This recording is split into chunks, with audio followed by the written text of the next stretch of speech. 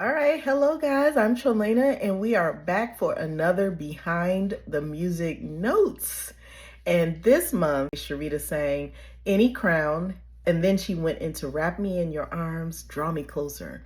And so the theme that God actually dropped during this worship flow was really one of awe for who he is, for us to realize just how great and mighty our God is. You know, he loves us. He sits high, but he looks low and he wants to be in communion with us. And so he gave us so many great examples of this through the life of Solomon, through the great kings of Israel, but then also just showing us what it means to actually draw close, draw near. And he gives that invitation to us and allows us to make the choice of how close we'll get. So why don't we dive in right now? And I hope this blesses you immensely. Any crown I've ever won, I lay it down. Any praise I've ever gained, I give it all to you. For there's nothing in this world that can compare. You alone are worthy. You alone are worthy. You are near to those who call upon your name. You're ever giving, ever loving, yet you remain the same. For there's nothing in this world that can compare. You alone are worthy. You alone are worthy. Right. Oh my goodness. So Cherita went in for this first worship flow, and first she sang Any Crown, which I love that song, and then she went into an old but goodie. It was Wrap Me in Your Arms, and I was like, wait, there's another song. I think it's Draw Me Close first, then it goes into Wrap Me in Your Arms, right? So anyway, Cherita was she was singing the first song, Any Crown, and what kept standing out to me in the lyrics of that song was really talking about the worthiness of God. It talks about how worthy he is and all of the things that he does, which proves his faithfulness, right? God is a faithful God, and we serve him and we love him and we're in a relationship with him. Well, if you are, then you can realize the faithfulness of God. He said he'll never leave us. He will never forsake us, right? And I was thinking about that because I was like, you know what? God is God. Like, he owns all things. He created all things, right? Like, everything exists. It's from him, it's to him, it's through him, it's with him, it's all of these things. And so God is God. And it's like, does he really, like, he doesn't really have to do anything to deserve our praise. That's what I was thinking. Along the lines of what I was thinking was that if he is God, like, he could just sit and do absolutely nothing and demand that we praise him, right? And unfortunately, a lot of people have that thought in their mind that this is the God that we serve, and that's not who he is.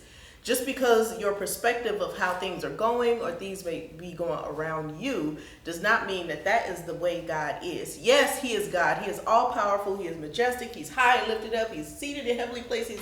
He's all of these things. But you have to think about it. This is a powerful God who chooses to be good to us, right? A lot of times in the movies, you'll see these gods and these deities and all of this. I'm thinking about Hercules, and I'm thinking about like Zeus, and you know how they depict them, these gods on Mount Olympus and all of this stuff where they're sitting up there and they're taking homage of the people. You know what I'm saying? They're accepting the praise of people, and it's not because they're doing anything for them. They may throw them a breadcrumb or two, you know what I'm saying? But it's like, well, you know, we're gods, you're humans, so suck it up. Our God is not like that, right? He is one who chooses to be good to us, to never leave us, to have relationship with us, to do all things that are possible to bring us back into reconciliation and to relationship with himself. So, okay, So I'm thinking about this, and he is a king because, Jesus is King of Kings, Lord of Lords, right? So if you think about like Israel, like back in the day, how things would go when they had a good king, like Hezekiah or what was his name? All the different good kings. I was thinking about the youngest one, the one who came into kingship when he was 8 years old. But anyway, and then all of the bad kings that they had, right? Israel would flip or flop depending on the king. So I thought about Solomon and how he was a good king. And it said that, Solomon, of course, we know he was looking for wisdom. He said, God said, you can have anything you want. He was like, give me wisdom to run, to be a good governor over these people. And so he had wisdom, but God gave him something else. He gave him peace amongst all of his neighboring, there was peace in the land across all of his borders. David didn't have that. Others didn't have that. Solomon had that, right?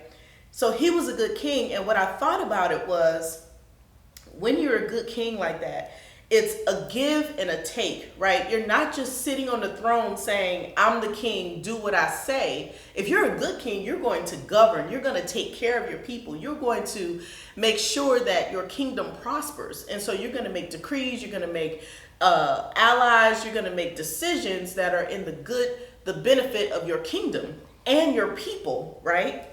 And so because of that, that's what the king can do to make sure that the people are provided for. But then in adoration and in thanksgiving and in appreciation of what a good king does for his citizens, the citizens bring tribute. They bring honor. They give of whatever percentage that is required of them. And it's not so much I had to do this, but I appreciate the fact that I'm a part of this kingdom, and the king is not the only one who's prospering. It's because of him that all of us are prospering, right? It was because of Solomon and his decisions that they were able to live in a land of peace and joy and gold and silver and abundant wealth, to the point that all of the other kings came and paid tribute. They had to come and see what was so good about this kingdom that even they came and they brought tribute to Solomon, because they just wanted to see and be a part of something that was going on there, right?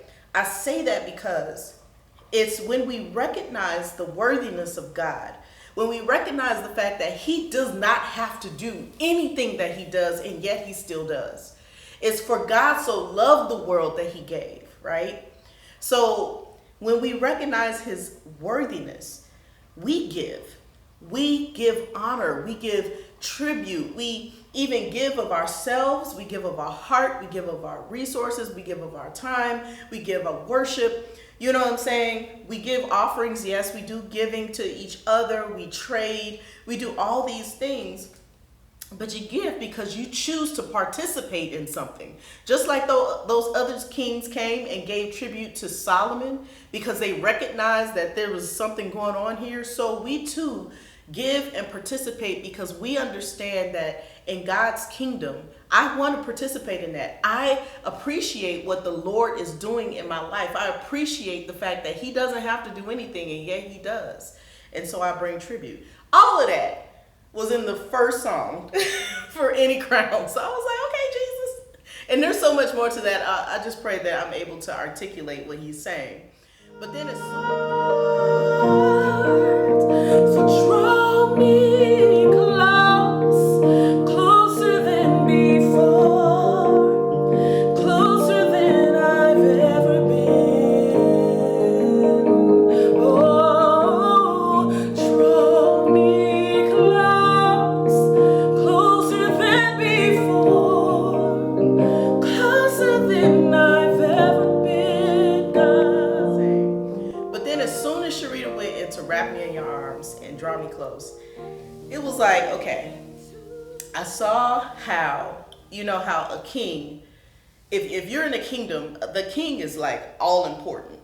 There's going to be regalia, there's going to be parading, there's going to be pomp and circumstance every time he moves or goes somewhere, right? So can you imagine a powerful king of a nation wanting to have intimate relationship with you? You are in his kingdom, yes, But that's where this began, when Cherita's worship flow began to become more intimate, because the song is talking about draw me close.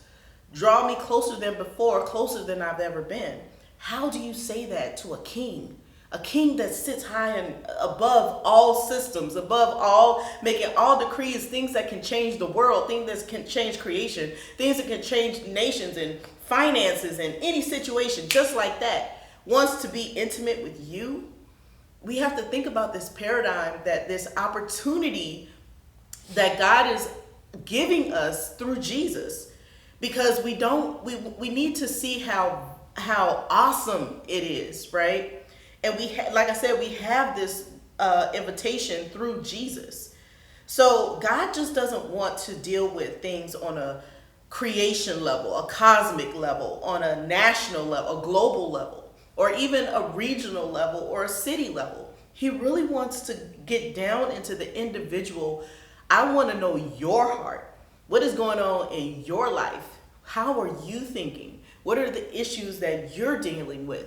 Like, do we know any person in power today who would even care to know our names? You know what I'm saying? Like, we're usually the ones pining, oh, can I get an autograph? Oh, can you sign my, you know what I'm saying? Not that person running after the people talking about, oh, can we have lunch? I need to know, like, what's going on in your life. Like, that just doesn't happen, right? If you think about it.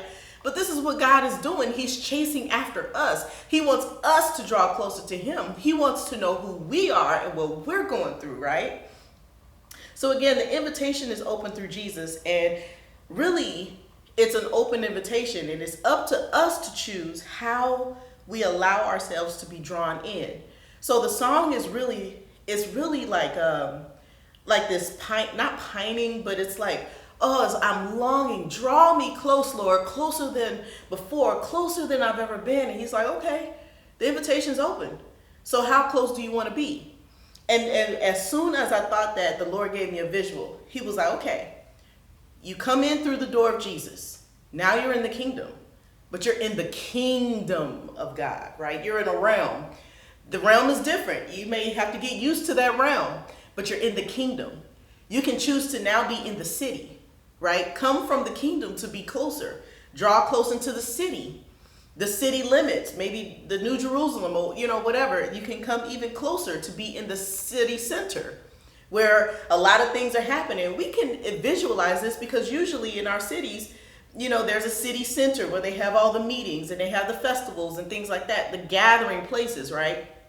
So you don't have to be on the outskirts. You can come even closer, be in the city and the city center.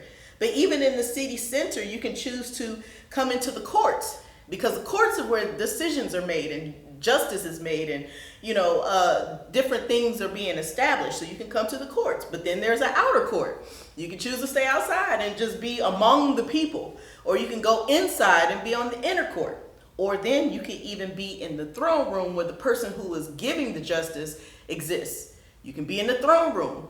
But even closer, what God is saying, draw even closer. You can be with me on the throne. What do you mean, being with me on the throne? Well, the Lord said you are seated in heavenly places, right? He also said that it is in me that you live and move and have your being. So he's not just asking us to draw close for proximity's sake. He wants us to be in communion with him, that in him we live. In him we move. In him we have our being. In him we know who he is. He knows who we are. That's the ultimate goal. It's not for us just to be sitting on a throne or making decrees and stuff like that. He wants our lives to be intertwined with him in communion. I and you, you and me, we are one. That type of communion. So when you sing that song and you say, wrap me in your arms, and you're saying, draw me close, how far do you want to go? Because the invitation is open.